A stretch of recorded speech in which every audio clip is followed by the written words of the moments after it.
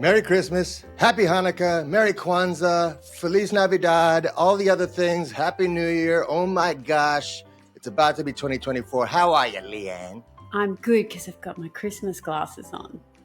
I thought that was a filter on your phone, but that's the world we're living in. I don't even believe glasses are real anymore. It's not a filter. Isn't that a reflection on the world that we think it's a filter?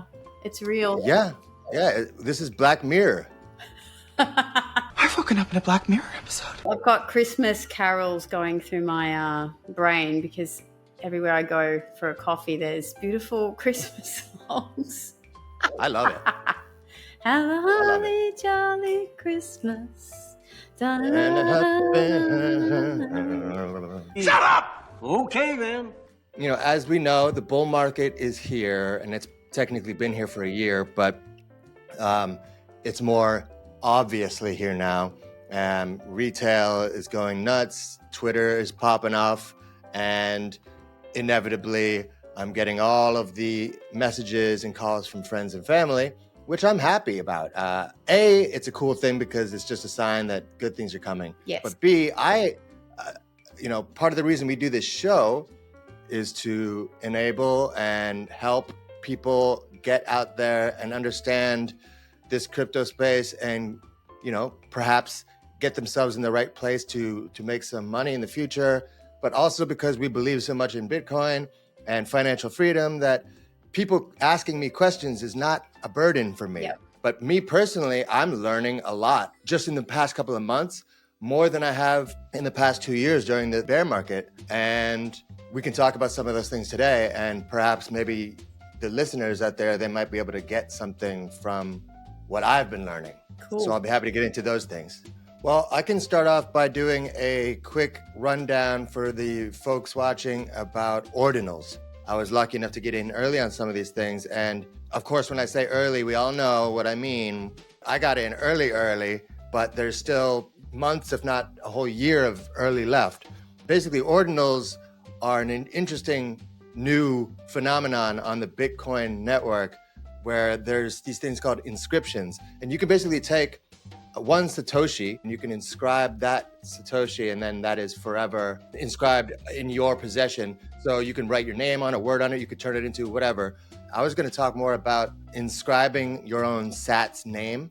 I just did that yesterday. Basically, it's really cool because I think if you remember the .com burst, and then there was a race to buy domain names. Yes. Right? Yes, so yes. whoever bought, Apple.com before the company, they made probably, $100 million. Everyone was racing to buy unused domain names. Well, the same has been going on with Sat's names.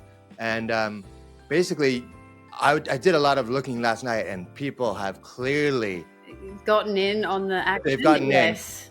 in. I was doing all kinds of uncommon names, like all these different things. The more and more rare word I thought of it, someone had already inscribed it. But cool thing is I got mathematics.sats. I got that one. So I'm now the proud owner of mathematics.sats. And I got bitwaves.sats. Oh! So we now have our own bitwaves.sats. That is so cool. I'm hearing this for the first time. So yeah. And what's really cool is just like ENS on Ethereum, like when you want someone to send you some Bitcoin or something on the Bitcoin network now I don't have to say, here it is, it's BH90, I can just say, send it straight to mathematics.sats. Similarly, Bitwaves, if we ever need to ask for a donation or something, it's bitwaves.sats. And it's got the address attached to it. Yeah, and then you attach a wallet or whatever. But so if anyone wants to test that out, you can go ahead and send all your Bitcoin over to bitwaves.sats.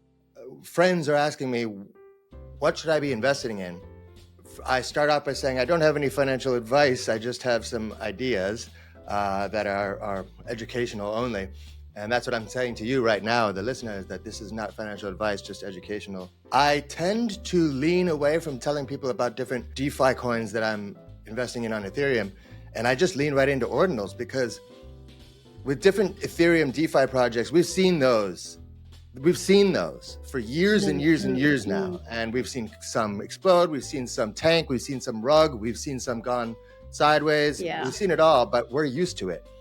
with Ordinals, no one's used to this. This is a real, and this is not just a flash in the pan. This is a brand new bit of tech that that has the whole Bitcoin community stirring. And honestly, you got the Bitcoin maxis who are saying this is horrible for Bitcoin, this is horrible for fees, this is horrible for congestion. And then you got a lot of other people saying, Tough shit. because there's lots of money to be made, and there's going to be people who pick up the slack or other people run away. Yeah.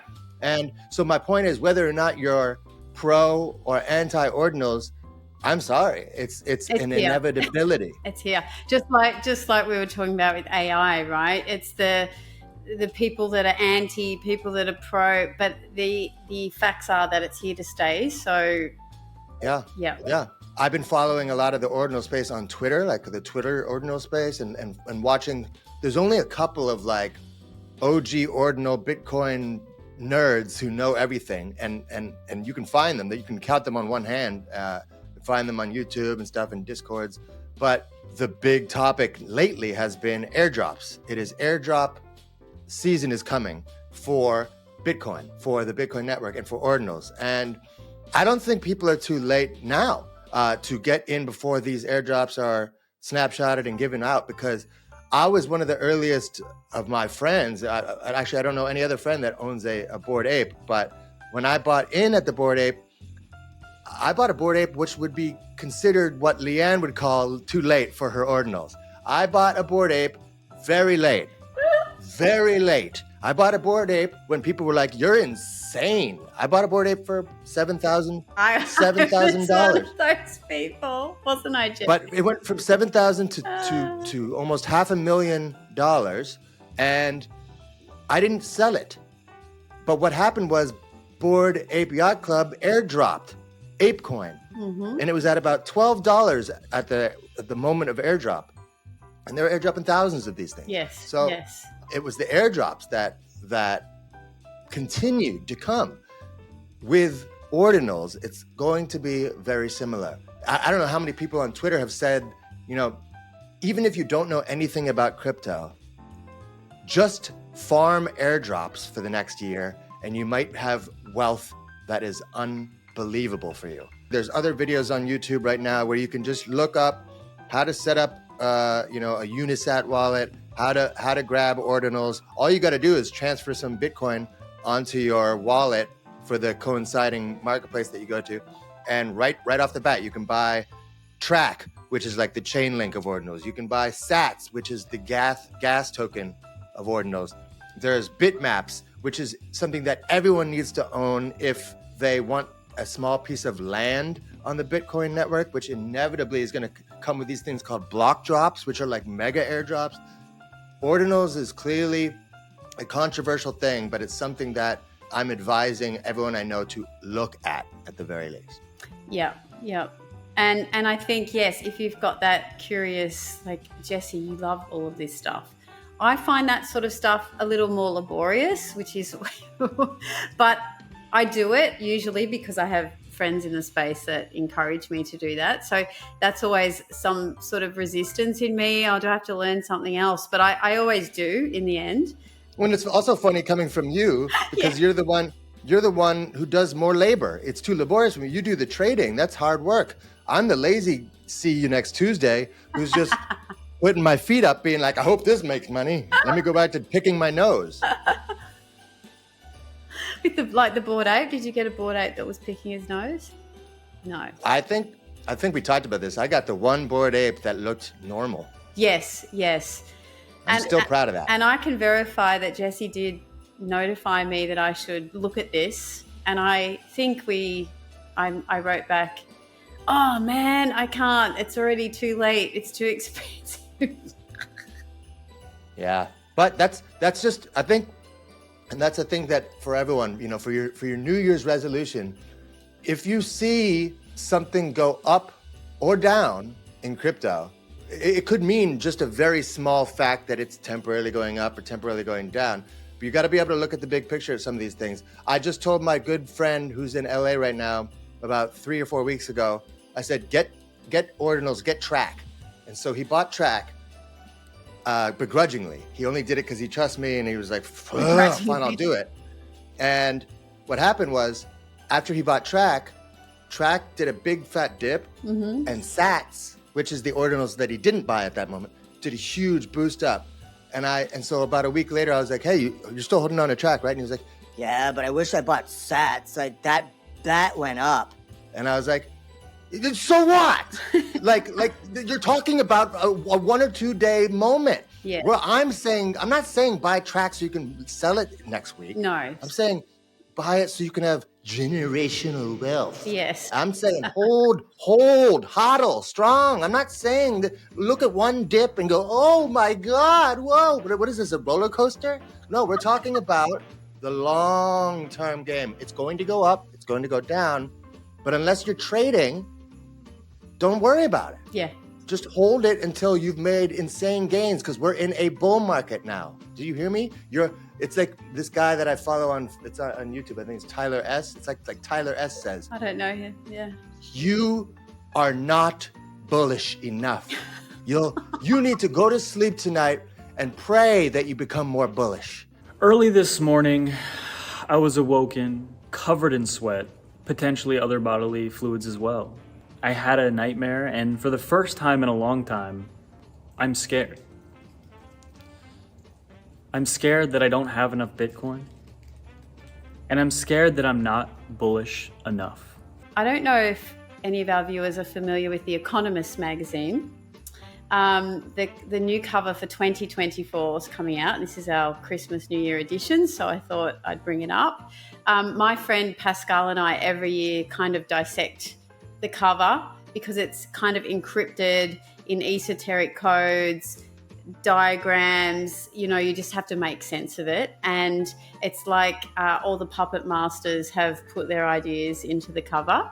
And there's so many hidden messages in there. I'm going to get you guys to have a look at it. If you're interested in that, you'll just need to Google it.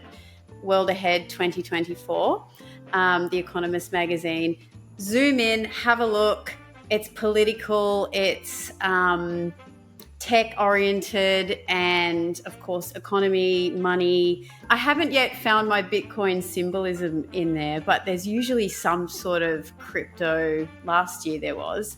Actually, there was like Cardano symbols and all sorts of things in there last year. But the actual image itself is like a TV when it goes offline. And I'm telling you this because this week I experienced a piece of that. And there was a movie on Netflix which has got a lot of interesting controversy behind it with Julia Roberts that's just come out, and it is about a blackout. And this week I had one of my cards here in Indonesia needed resetting. And it's like they almost had a network failure and all the pins didn't work. So I went to the bank and there's all these people there with pin problems. Then I went to use my Australian debit card, and on Twitter they were posting this bank experienced a blackout or some sort of, down to outage. And I'm like, I feel like I'm getting primed for some sort of blackout coming. The conspiracy theorist in me saying, oh, here we go to get on the central bank digital currency. So have a look at the cover. See how Trump, and there's a peace symbol?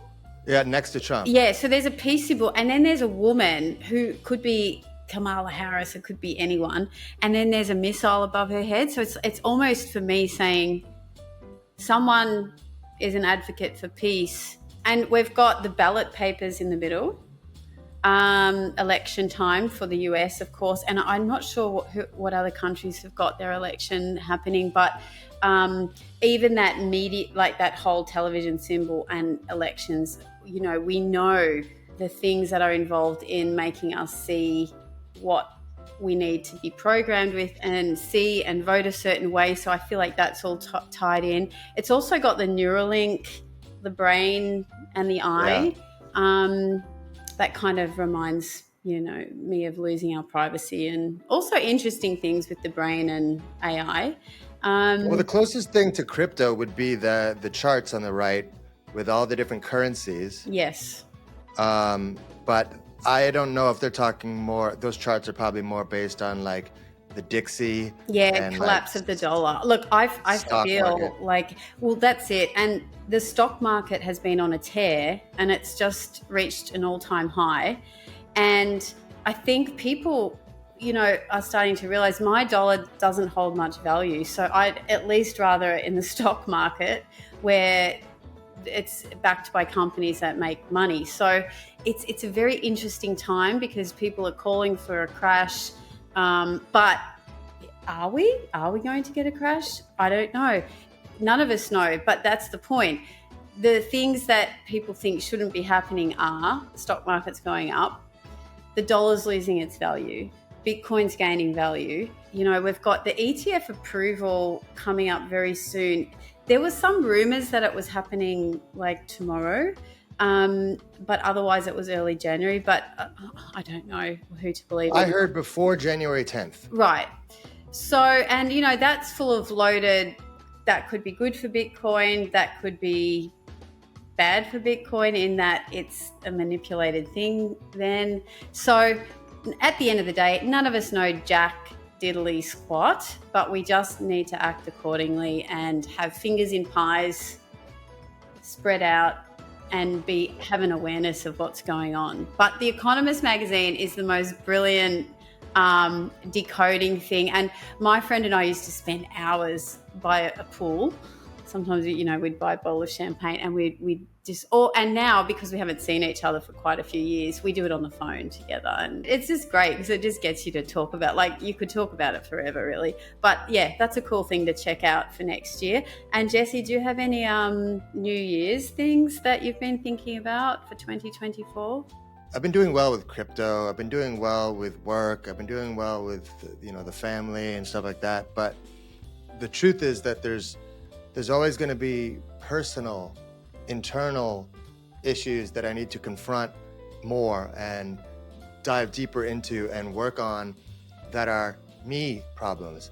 That if I didn't, have the awareness to call them out as me problems, then I would have a whole lot worse problem going on. And I think, I haven't just been getting crypto suggestion messages from friends and family, but I've also had people asking me relationship questions or all types of things like this. And I've also realized that a lot of times my answer is always the same no matter what the question is. Right. This goes so far as to say even your country's problems. If you feel like your country is falling apart, or your community, or your family, or your friendships, or whatever, I think 99% of the time they can be greatly altered. And yes, I even mean if you take care of yourself on a solo level, yes, but you truly do that.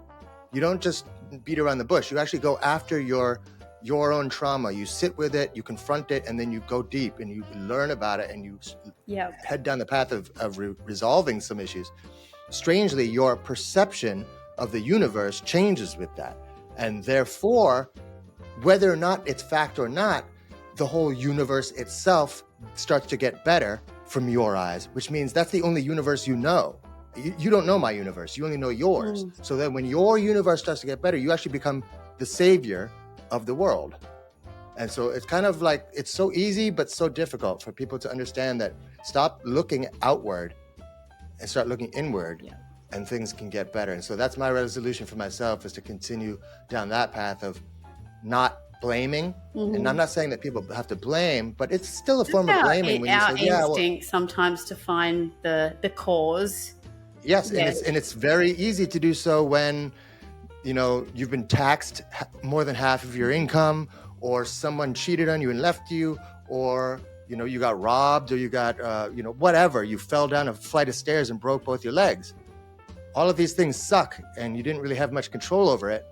But what you do have control over is how you handle it and move forward. And maybe when those things happened, you weren't handling yourself correctly, and it actually allowed those things to enter into your field easier because you didn't have an aura of protection that was generated by your own faith of yourself. Deep. You spent most of 2023 in survival mode. Let 2024 be your year in revival mode. It is possible to thrive while getting to where you're meant to be. And I liked this one.